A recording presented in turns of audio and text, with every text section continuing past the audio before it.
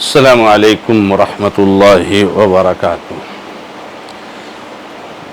الحمد للہ رب العالمین واشہد ان لا الہ الا اللہ وحدہ لا شریک لہ واشہد ان محمدا عبدہ ورسولہ صلی اللہ تعالی علیہ وآلہ وسلم۔ اعوذ باللہ من الشیطان الرجیم، بسم اللہ الرحمن الرحیم۔ یا ایہا الذین آمنوا انفقوا مما رزقناکم من قبل ان یأتی یوم لا بیع فیہ ولا خلة ولا شفاعہ والکافرون هم الظالمون۔ معزز اور معقر مشاہدین و مشاہدات، سلسلہ تفسیر قرآن اس مبارک پروگرام میں سورۃ البقرہ آیت نمبر 254 کی تفسیر اور توضیح چل رہی تھی،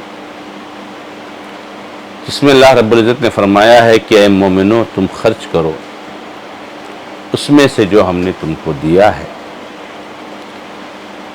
قبل اس کے کہ وہ دن آ جائے جس دن نہ تو کوئی تجارت ہوگی، نہ خرید و فروخت ہوگی، نہ دوستی یاری ہوگی اور نہ شفاعت ہوگی، اور کافر لوگ ہی ظالم ہیں۔ آپ کے سامنے دونوں باتیں آ چکی ہیں کہ اللہ کے راستے میں خرچ کرنا یہ بہت اہم عمل ہے،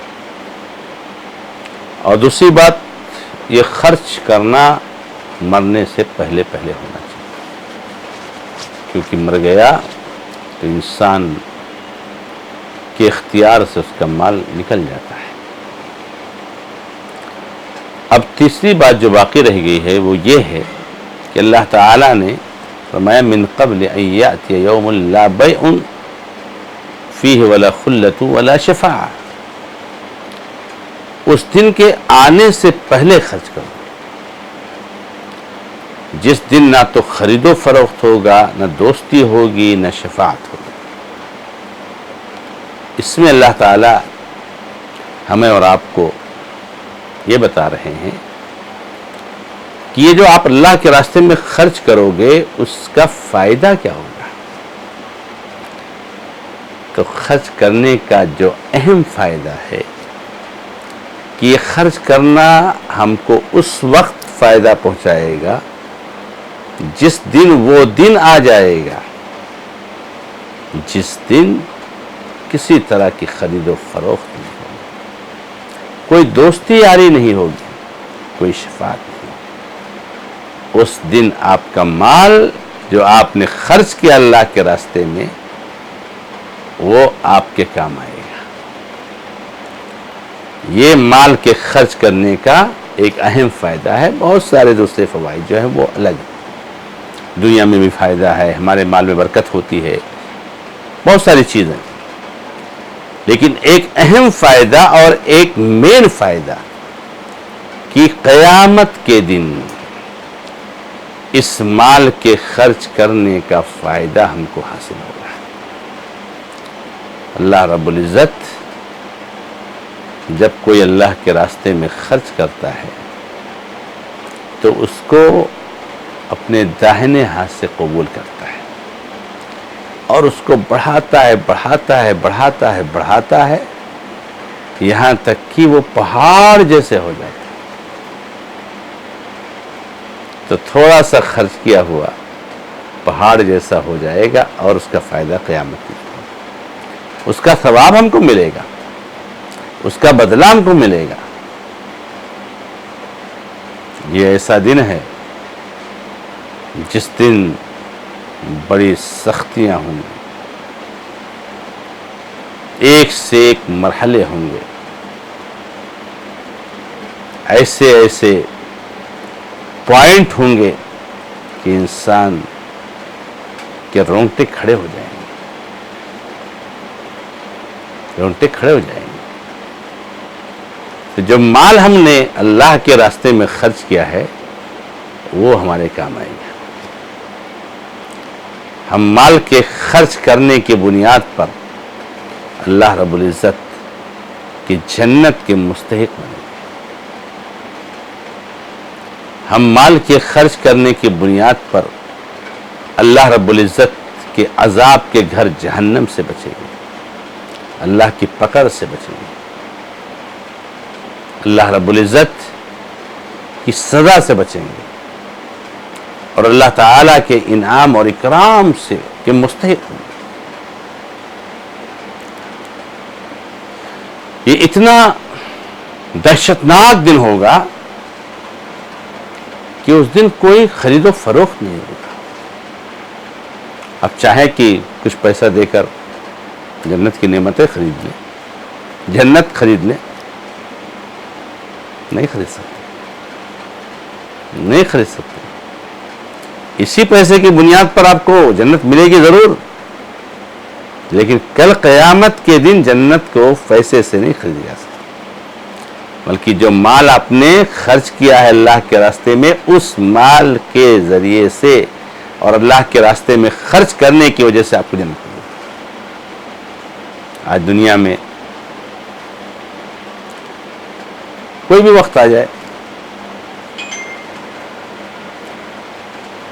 خطرناک موڑ آ جائے, انسان پیسے پھینک کر بہت کچھ اپنے کام بنا لیتا ہے, پوری مشینری خرید لیتا ہے, پورے سسٹم کو خرید لیتا ہے پیسے سے, سسٹم کو اپنے موافق بنا لیتا ہے. آج اپنے ملک میں ہم دیکھ رہے ہیں کہ کس طریقے سے ظالم لوگ پورے سسٹم پر اپنے پاور اور پیسے سے قبضہ کیے ہوئے ہیں, اور ان کے ہر گناہ کو سارا سسٹم مل کر کے چھپاتا ہے. یہ دنیا میں چلتا ہے, کل قیامت کے دن وہاں کوئی خرید و فروخت نہیں ہے, وہاں کی آپ کی کوئی نہیں سنے گا. تو مال جو خرچ کیے ہوں گے اللہ کے راستے میں, وہ مال آپ کے کام آئے گا, لیکن اس دن اس مال سے نہیں کچھ خریدا جا سکتا ہے. اللہ رب العزت کے بارے میں اللہ کے نبی علیہ السلام نے فرمایا کہ اللہ تعالیٰ کل قیامت کے دن شرک کرنے والے سے پوچھے گا کہ کیا خیال ہے تیرا, جو شرک کرتا ہے, اللہ کے ایمان دین کو قبول نہیں کرتا, توحید کو قبول نہیں کرتا, کیا خیال ہے تیرا؟ اگر تجھ کو دنیا اور دنیا کے برابر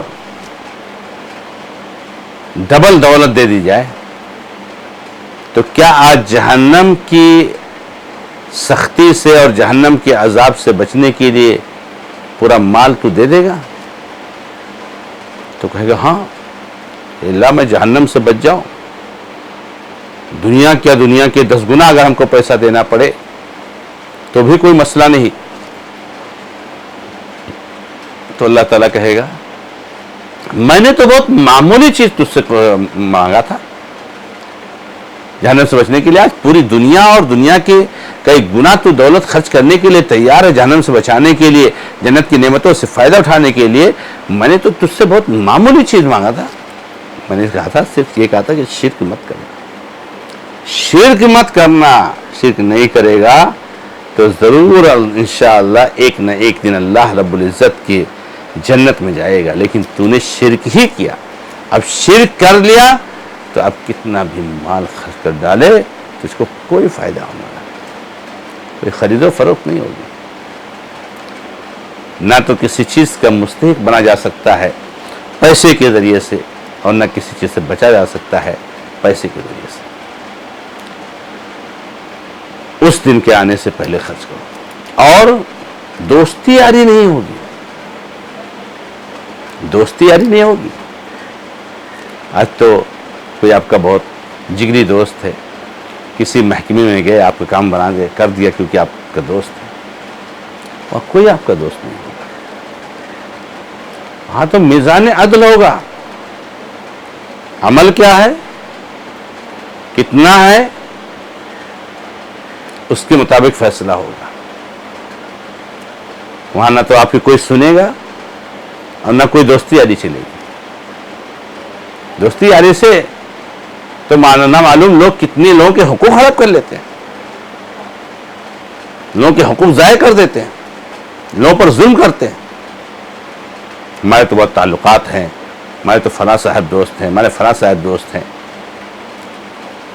دوستی یاری یہاں چلتی ہے، کل قیامت کے دن نہیں چلے گی. اس دن کے آنے سے پہلے خرچ کرو. تو قیامت کا جو دن ہے اس دن نہ تو خرید و فروخت ہوگی، نہ دوستی یاری ہوگی، اور نہ شفاعت ہوگی. شفاعت سے مراد کیا ہے، انشاءاللہ اس کو اگلے درس میں ہم واضح کریں گے، کیونکہ یہ ایک تھوڑا سا لمبا موضوع ہے جس کے لیے کم سے کم ایک درس خاص طور سے ہونا چاہیے. کیونکہ شفاعت کے بارے میں ہمارے بہت سارے مسلمان بھائی بھی غلط فہمی کا شکار ہیں. تو انشاءاللہ اگلے درس میں شفاعت پر گفتگو ہوگی. اللہ رب العزت سے دعا ہے کہ رب العزت ہمیں اور آپ کو سب کو قیامت کے آنے سے پہلے مال و دولت کو خرچ کرنے کی توفیق عطا فرمائے. هذا ما عندي اللہ تعالی عالم. الحمد للہ رب العالمین وصلی اللہ علی محمد وسلم تسلیما کثیرا. والسلام علیکم ورحمۃ اللہ وبرکاتہ.